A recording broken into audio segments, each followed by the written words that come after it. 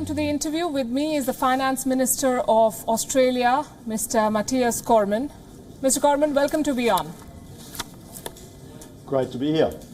Earlier this year, you decided to step down from your position in the cabinet, but in the months ahead, you have your task cut out. More than 1 million Australians are out of work. Australia is witnessing its first recession in 29 years. What is your plan of action? Well, I mean, right now, like every country around the world, we are grappling with both the health and economic effects of the coronavirus pandemic. And Australia, both from a health and from an economic point of view, is in a better position than most. Yes, our economy has been contracting, but it has been contracting significantly less than other economies around the world, 0.3%. In the March quarter, our unemployment rate at 7.5% is higher than what it was, but still well below other parts of the world and certainly in a better position than the OECD average. Right now, we're focusing on continuing to roll out our historically unprecedented level of fiscal support, providing support to business to keep as many businesses alive as possible, keep as many Australians connected to their employer as possible, providing enhanced support to those Australians who lost their job. At some point, we'll have to transition carefully out of this transitional support back into life as close as possible to normal, the new normal. And in the budget on the 6th of October, we will be delivering the next instalment of our 5-year plan for the strongest possible economic and jobs recovery on the other side of this pandemic. The new normal is also an evolving situation, Mr. Cormann. Australia was quick to control the outbreak, but then it saw a resurgence. What impact is this going to have on your economic revival plan? Well, we did get on top of the outbreak relatively quickly, and we remain on top of the outbreak everywhere except for Victoria and parts of New South Wales. I mean, in most parts of Australia, there is either there are very low numbers of active cases in the single digits, and there's no community transmission.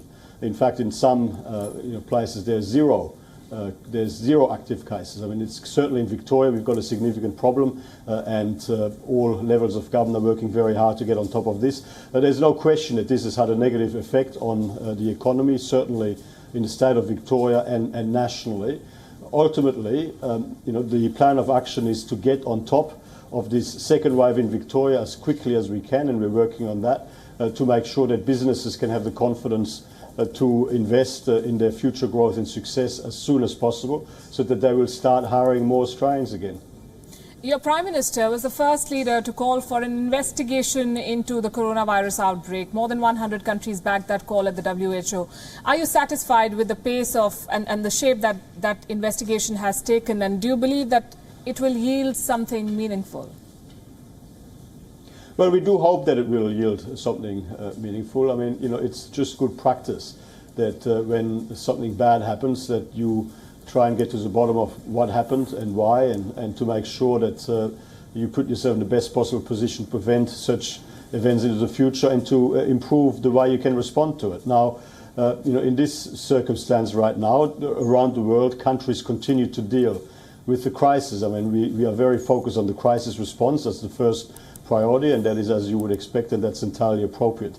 We do expect that the independent review by the WHO will continue at the appropriate pace, and eventually we do hope that it will yield outcomes that will help the world avoid such a disaster in the future and respond to it better in the future. Would you say that the tariffs imposed by China on Australia were a retaliation after your demand for an investigation? Look, we have a very important relationship with China. We have a very important relationship with countries all around the world when it comes to trade. But of course, I mean, these are mutually beneficial relationships, and from time to time there will be differences of opinion on certain issues, and every country, every sovereign country will address these issues from the perspective of its national interests, and we take the view that between mutually respectful countries in a mutually respectful relationship, these issues have got to be worked through positively and constructively. And as a trading nation, we are committed to having the best possible relationship with all countries around the world, and that's the position we come from. But from time to time, as issues arise, like the one that you've just mentioned, we just got to work our way through it. I mean, look at the amount of people around the world who have lost their jobs, who have died, who've got sick. Of course we need to deal with that issue. It is unremarkable that this is something that ought to be inquired into to ensure that we put ourselves into the best possible position to deal with this, to prevent it and to deal with it in the future. That is in the interest of people all around the world. It is indeed. Would you say that Australia is in a trade war with China? No, we don't use language like that. We have a very important trade relationship with China. China buys our product because they value and need our product. I mean, that's obviously one of our biggest exports into China is iron ore, and the reason we are able to sell iron ore into China is because it's of high quality, and China is able to use that iron ore in order to help develop and grow their economy. And it's, as I say, I mean, trade ultimately is most successful when it's mutually beneficial. That is how we always look at it.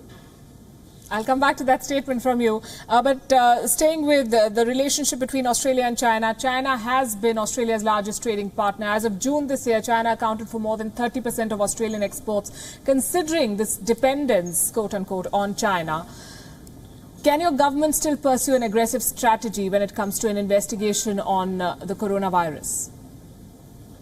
Well, I don't accept the framing of the relationship as one of dependence. I mean, we sell Australian products and services all around the world, and we sell them into countries where there is a demand for the products and services we sell.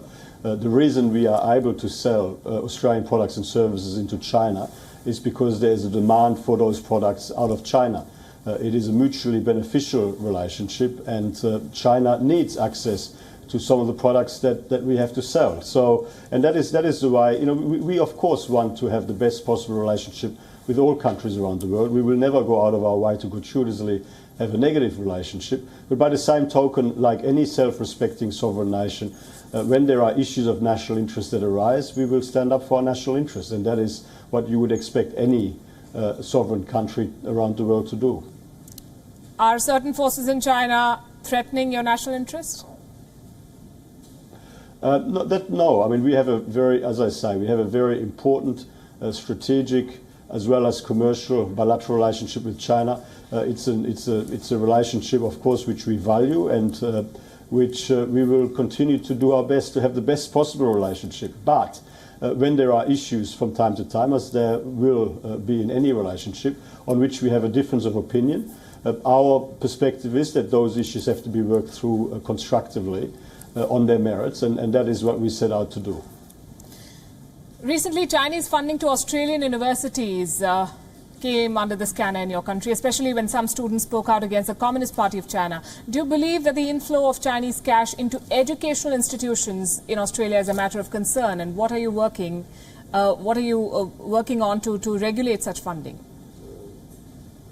Well, we have world-class universities, and indeed international education is our third largest export earner. Obviously, the activities of our universities internationally are somewhat constrained at present, given the restrictions on international travel. But nevertheless, I mean, international education out of Australia is a very high-quality, world-class valued product around the world, including among students from China. And we hope.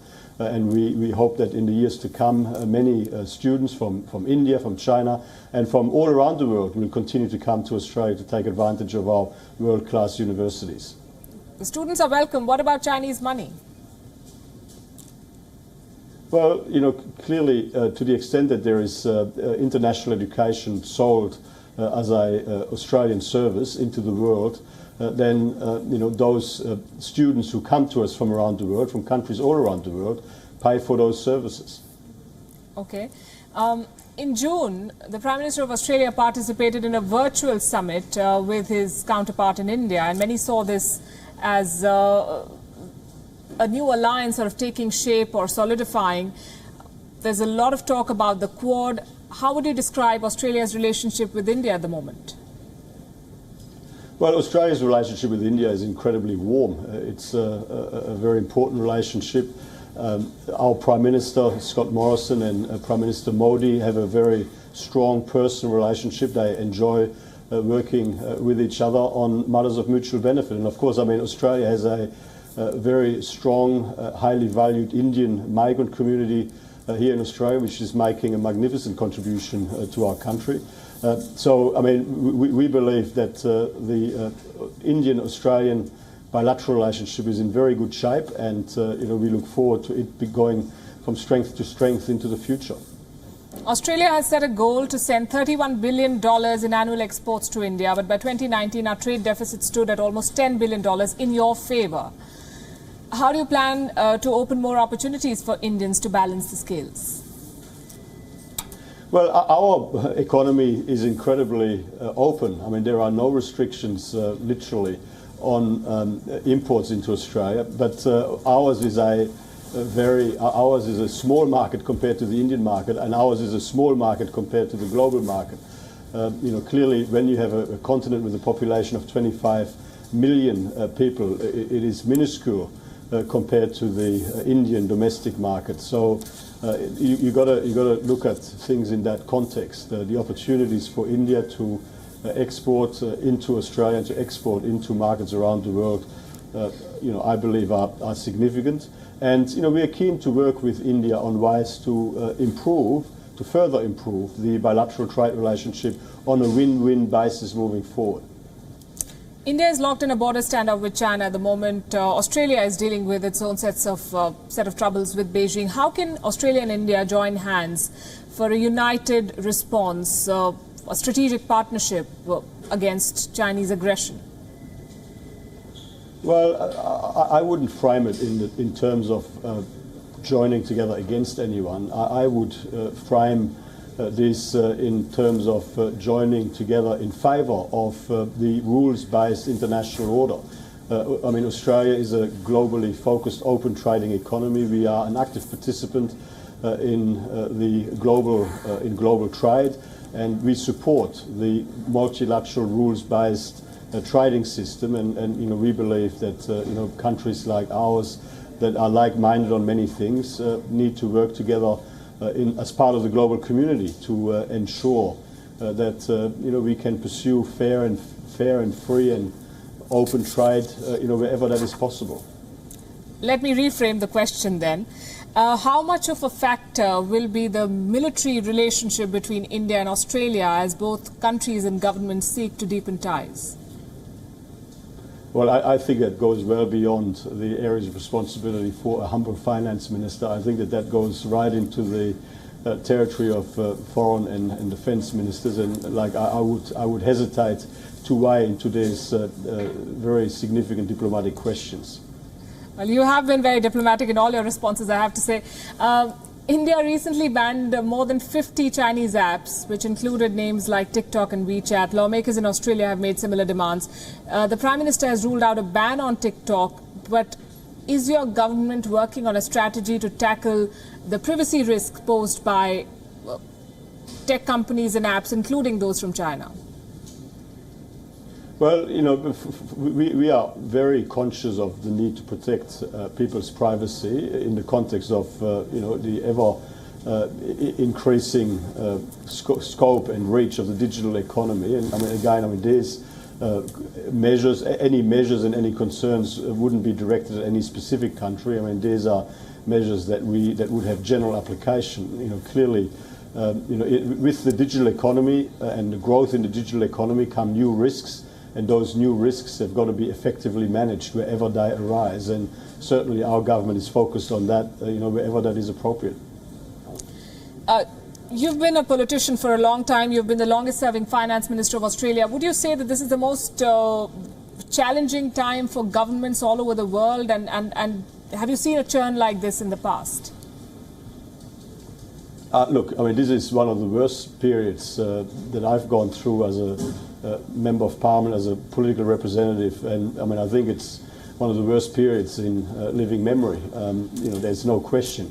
The devastation that the health and economic impact of the coronavirus pandemic has caused, in Australia but all around the world is, unprecedented over the last few decades. Certainly, I mean, I would say since the Second World War, maybe even since. I mean, it's an absolute devastation, and so this will be a challenging period for some time. It will take some time for the world to return to normal, and governments around the world will continue to have to work very hard to get ourselves back into a situation where we can bring the economy into as close as normal a position as possible and manage things in a way that is as COVID safe as possible, assuming that the virus will remain with us for some time and that there won't be a vaccine or an effective treatment for some time. You worked with 3 different prime ministers as finance minister. Would you pick a favorite?